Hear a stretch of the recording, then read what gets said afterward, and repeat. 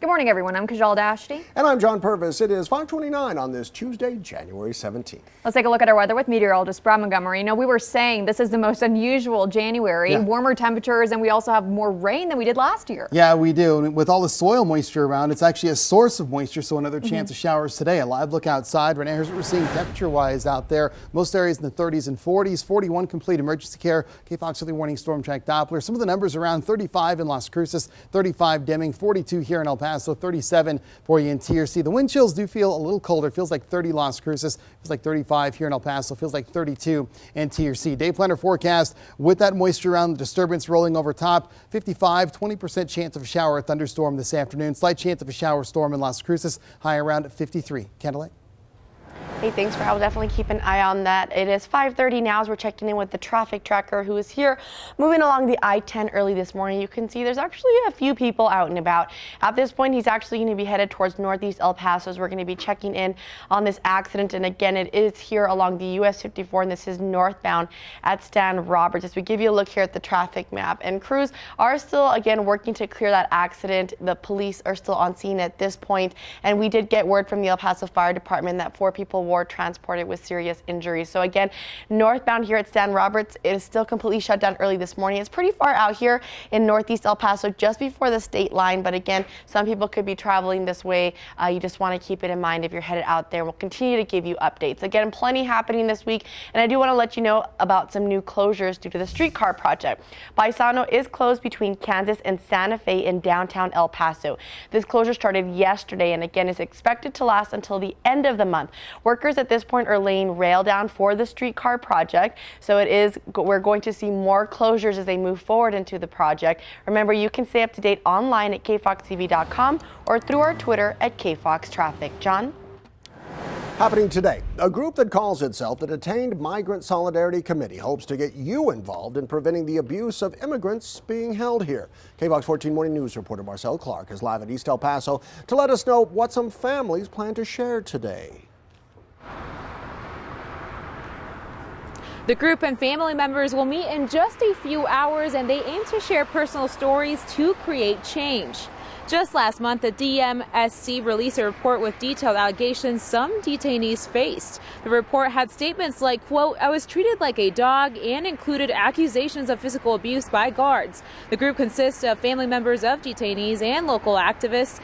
This morning, family members will speak out and share personal experiences and will ask for support to create change here in the borderland. I think people should be united in this type of situations. Like, they should see not only for themselves but for others, and how they should feel, like put themselves in the shoes of others, and how would they feel in that situation. The group will meet at 10 this morning. Of course, we'll have more coverage on that online on kfoxtv.com and throughout our later newscasts. Live in West El Paso, Marcel Clark, the KFOX 14 Morning News. Marcel, thank you. We're only 3 days away from President-elect Donald Trump's inauguration. An El Paso woman plans to march in Washington the following day. Alalisa Cordova Silverstein plans to join more than 100,000 women this Saturday in our nation's capital as they march in support of women's rights. Similar rallies are planned throughout the country, including here in El Paso. It's going to be a historic day, and I think it's important that Latinas and people of color are being represented because it's such an important time in history right now.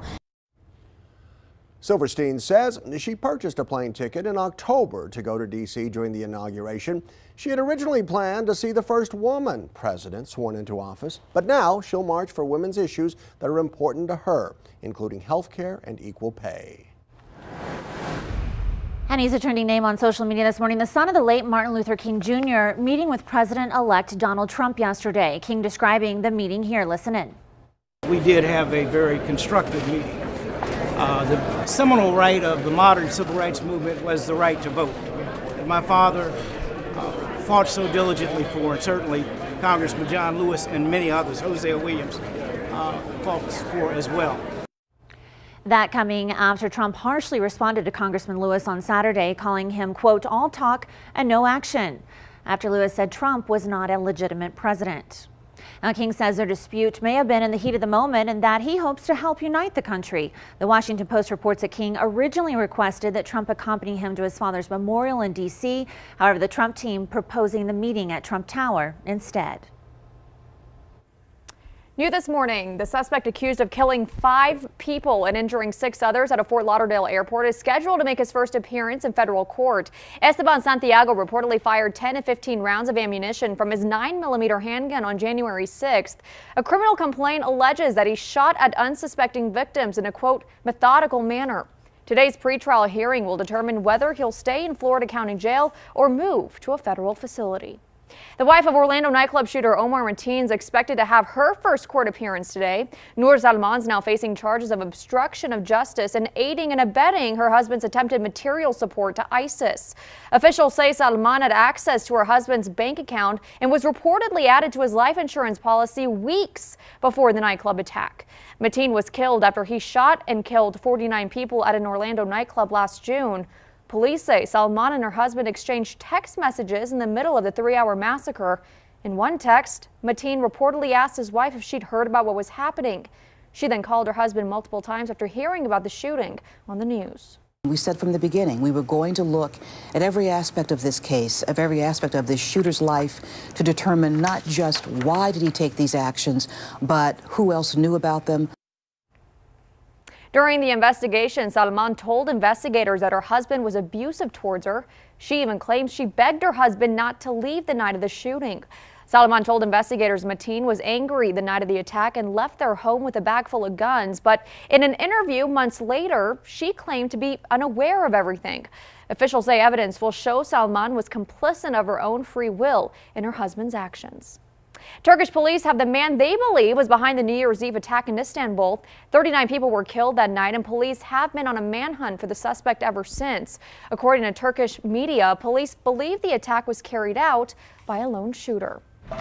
They're exempt from public approval, but they're helping make some key decisions about the White House. Coming up, who's helping the president-elect make some tough decisions about his White House cabinet? Brad? And a live look outside this morning. Again, not as cold some areas, but still rather chilly out there. 41 degrees, complete emergency care. We're talking shower and storm chances for today, although slight. And then we'll tell you about the better storm chances coming our way for your weekend. KFOX 14 Morning News, that's coverage you can count on.